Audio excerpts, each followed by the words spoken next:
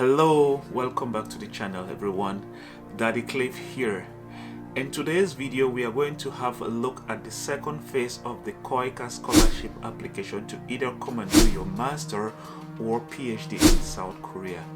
So in today's video we are going to have an overview of what KOICA is all about, the programs and universities that are available for application, the eligibility requirements for application, the required documents for submission, the selection procedure, and then how to go about submitting your documents for application for this scholarship.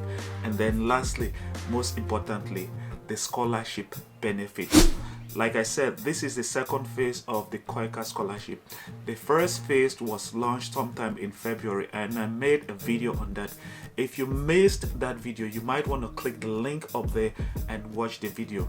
Even if those programs are no longer available for this second phase of application, you might want to get yourself used to those programs and then maybe prepare yourself for next application period, which will be next year sometime in January or February, because KOICA scholarships are every year to come and study in South Korea. Without taking too much of your time, let's get into my computer and look at the details of this scholarship. Now, before we get into the details of this scholarship, why don't you begin by hitting that subscribe button and then make sure you turn on all notifications so that you will always be informed whenever there are other scholarships to come and study either in South Korea or in other parts of the world. And also, you might want to check the playlist. On the playlist, there are other scholarships like the AMA Plus scholarship.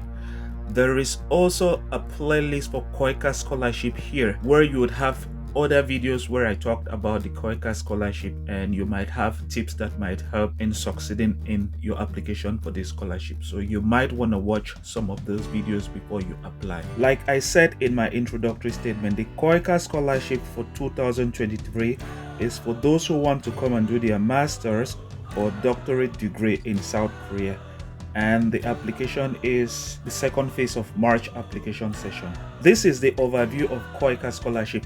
It is very important for you to know what KOICA is all about. Like I said, KOICA is a Korea International Cooperation Agency that was established in 1991. It is a governmental agency, of course, and it is dedicated to providing grants, aid program aimed to promote amicable cooperative relationships and mutual exchange with developing countries by rendering support for their socio-economic development. KOICA has been engaging in a wide range of schemes, including the fellowship program. It is very important. Why I am saying this is because you need to know the reason for a scholarship before you apply for that scholarship, because when you're writing a document like a statement of purpose or a personal statement, it has to always tie with the aim of the scholarship. You have to make them understand that you really understand why they are giving you this scholarship. That will help in your application. I have a lot of videos on my channel where I had interview with beneficiaries of KOICA scholarship. For you to succeed in this scholarship, you might want to find some tips from past KOICA beneficiaries.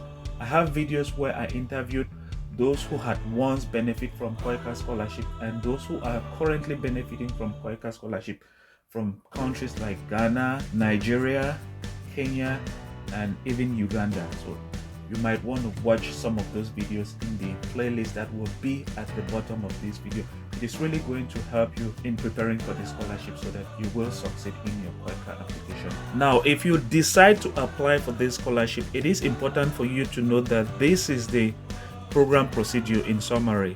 The first one is submission of application document and nominated by your government. You have to be nominated by your government. KOICA country office, on-site interview in your home country. Document screening by university, which means KOICA will screen and the university that you are applying to will equally screen. But know that you would have to submit your document through a KOICA agency or a Korean embassy in your home country. And then after document screening by both KOICA and the university, there would be an interview, and then there would be a medical checkup in your home country, and then you would enter Korea, and then there'll be orientation, medical checkup, and then number 7, you will begin your degree program. And then lastly, after you're done with your degree program, you can return to your home country. Number 2 is programs and universities available for application. Here you would have master's degree program. The total number of months is 17, and you have doctoral degree program. The total number of months is 36. So if you look here, there is a start date and an ending date. Also, for the doctoral degree program, there is a start date and there is an ending date. Now, down here is list of institutions and fields of study. So here are the institutions, the field of study, the quota, that is the number of students that will be admitted for every program or each program, and then the location of the universities. Down here is the master's degree programs that are available for application. The first one is KDI, School of Public Policy and Management. KDI is Korea Development Institute, and they have a trade and industrial policy program. For master's degree program, they will be accepting 15 students for that program, and the university is located in Sejong, South Korea, where the king who discovered the South Korean alphabet called Hangul used to live. The second one is University of Seoul. They have a program in urban development, and the quota will be 15 students that will be admitted. This university is located in Seoul, South Korea. That is the capital of South Korea. The third one is Kangwon National University. They have agricultural economics, and the number of students will be 15. This university is in Chuncheon province. The next one is Gyeongbok National University. They have agricultural engineering as well. Both universities are national university. That's Kangwon National University and Gyeongbok National University, and they equally call them KNU. But Gyeongbok National University is in Daegu, South Korea, where I live, and they'll be receiving 15 students. And then the next one is KDI, School of Public Policy and Management. So this university has 2 programs. The next program there is Sustainable Regional Development. 15 students will be admitted, and it is in Sejong, South Korea. The next one is Handong Global University. This university is in Pohang, and they are offering policy competence based on ICT convergence. 15 students will be admitted as well. Yeongnam University. This is a new addition to the KOICA Scholarship. It has not been there for the past years. So there will be a program on water resource management, 15 students, and this university is in Gyeongsan, not very far from Daegu. And then you have Seoul National University. They have energy policy, 15 students, and it is in Seoul, capital of South Korea. Next one is Yonsei University. They have global health security, 15 students, and it is in Seoul. Seoul National University is number 1, and Yonsei is usually among the top 3 universities in South Korea. The last one is Gyeongbok National University. They have a program on agricultural production. Remember, they have 2 programs. One is agricultural production, and the other one is agricultural engineering. They will be receiving 15 students for that program, and it is in Daegu, like I said, where I live. That is for master's degree program. They have 10 master's degree program, and the next one is doctorate degree programs. They have 2 doctoral degree program. The first doctoral degree program is at Gyeongbok National University, and it will be a program on agricultural production. They will be receiving 3 students, and then the next one is at Yonsei University. They will be receiving students for global health security, 3 students also, and one of the university is in Daegu and the other one is in Seoul, the capital of South Korea. Like I said, there are 10 master's degree and 2 doctoral programs for application for the second phase of the KOICA scholarship application. The third is eligibility requirement for admission. So it is important for me to say that KOICA scholarship is for OECD dark list of ODA recipient. OECD, DAC, that's Development Assistance Countries, ODA recipient countries, which means these are poor countries that are striving to develop. Those are the countries that are eligible for application for this KOICA scholarship. So for Africa, you have 33 countries. You have to make sure your country is on the list of countries that are here named as African DAC list of countries. And then the next one is for Latin American countries. You have 13, beginning from Colombia right down to Suriname. And then you have Middle Eastern countries. You have 3, Jordan, Palestine, Iraq. And then you have Asian countries, beginning with Bangladesh right down to Vietnam. You have Pacific countries, 11 in number, from Fuji to Vanuatu. And then you have CIS countries, 9 in number, from Uzbekistan right down to Georgia. You have to make sure your country is among the list of countries that have been named here. If your country is not among this list, that means you are not eligible to apply for this scholarship. For you to be eligible to apply for this scholarship, you must have an employee status and be nominated by your home government.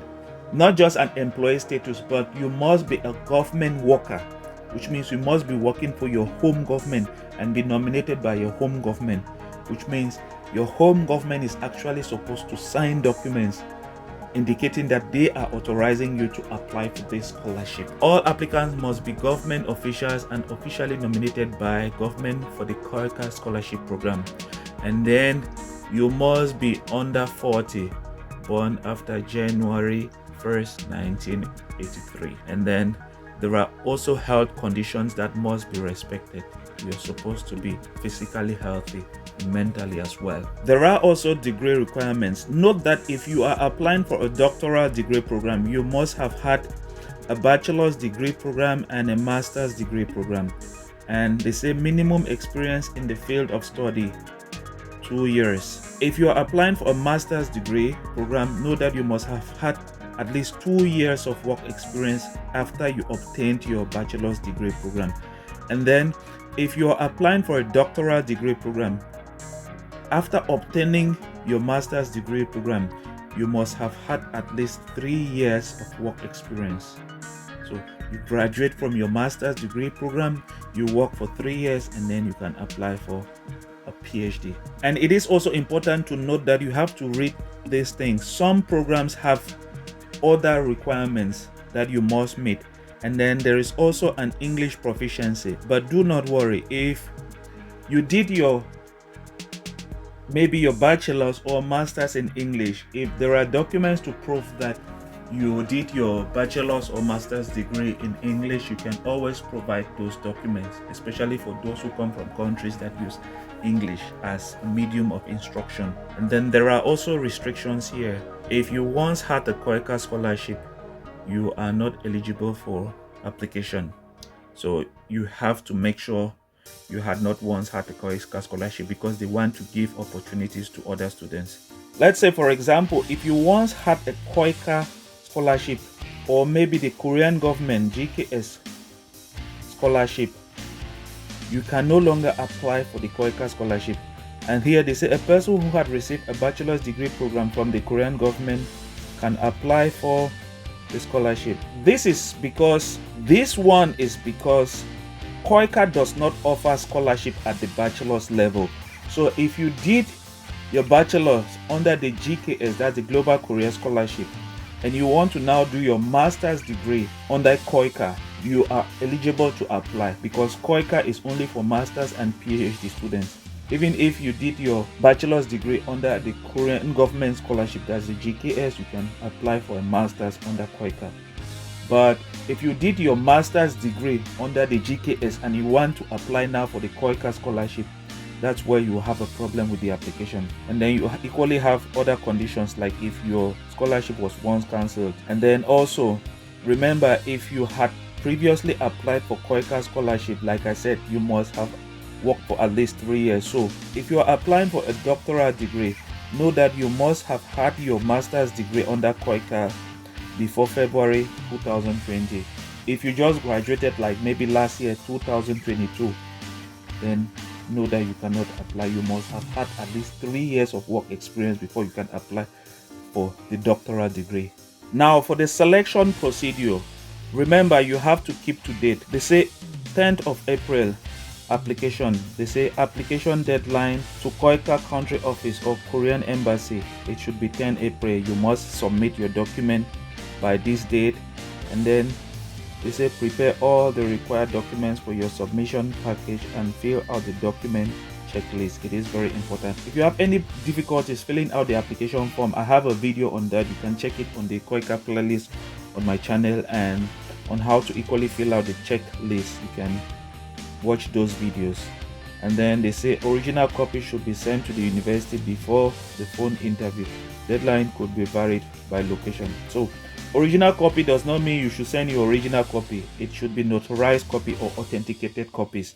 Don't get confused. And then they say from the 21st of April, on-site interview.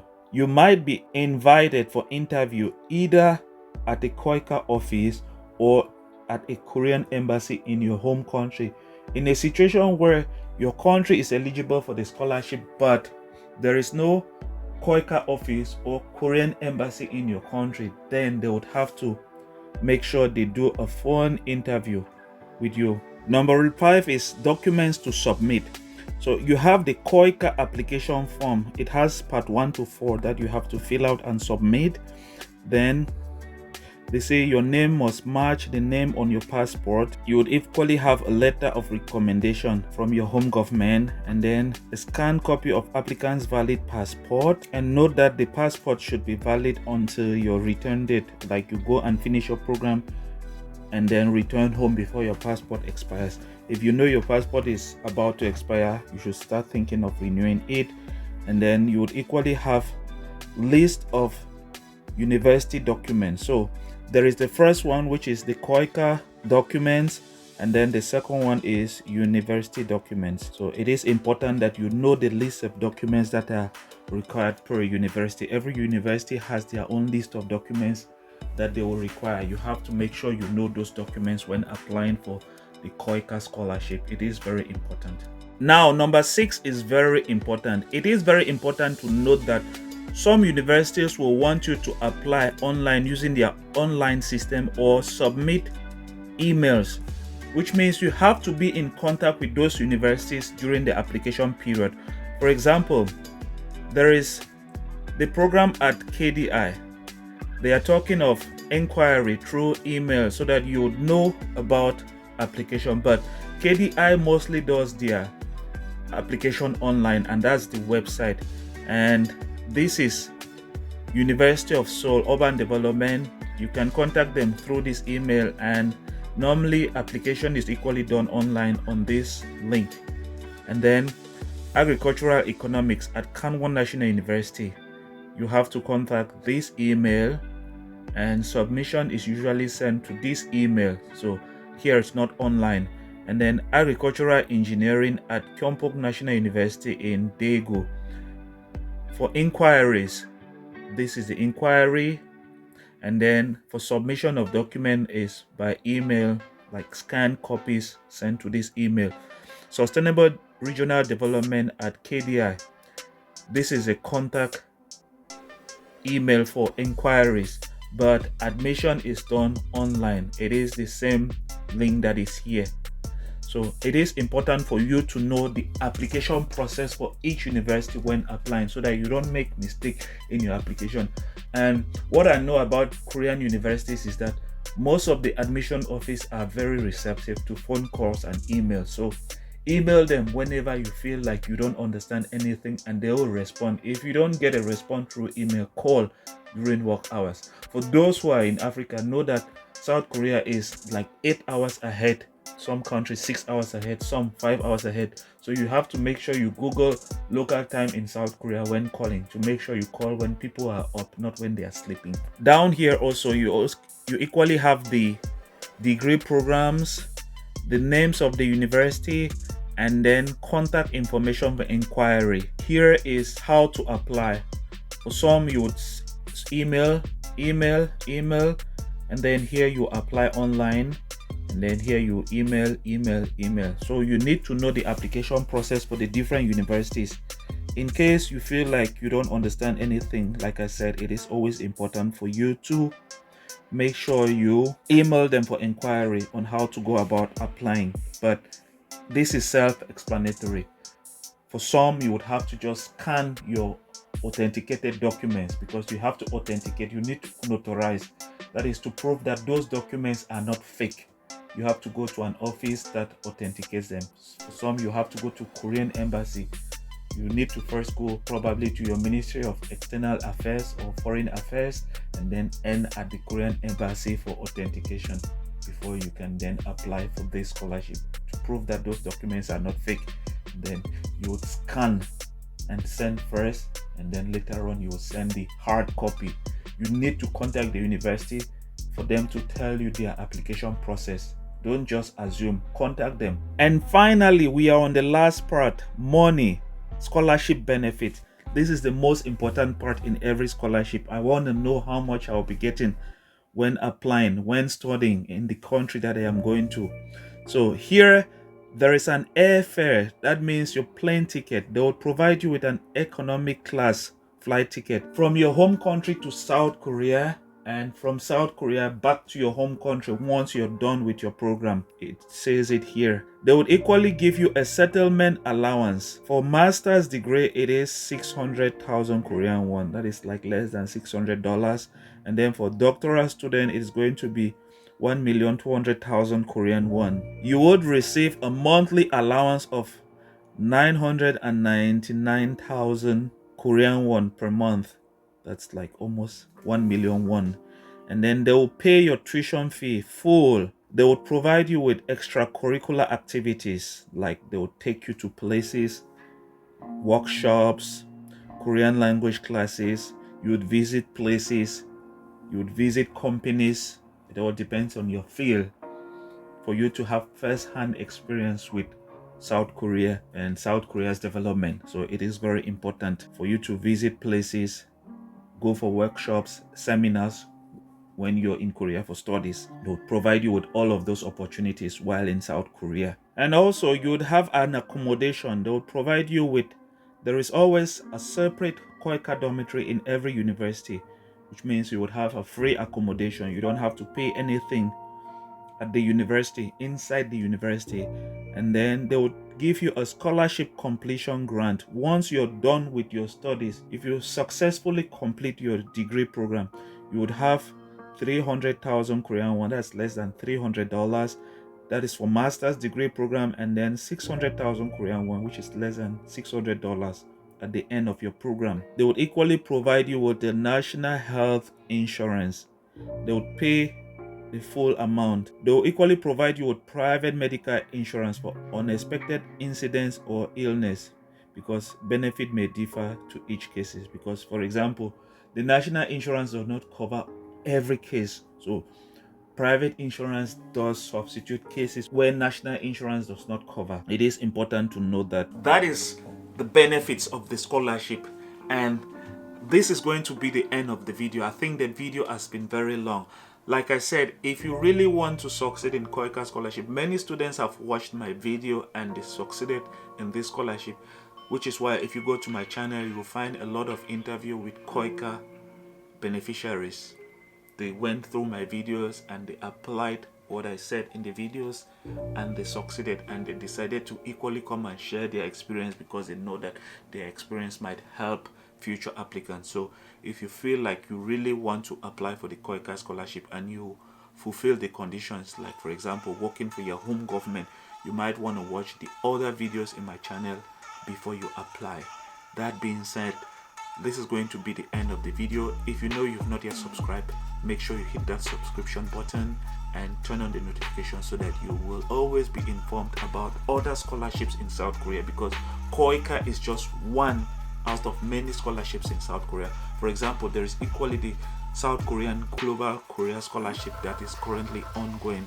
The university track is still ongoing, and there are other ones like at UNIS, that's Osan Institute of Science and Technology.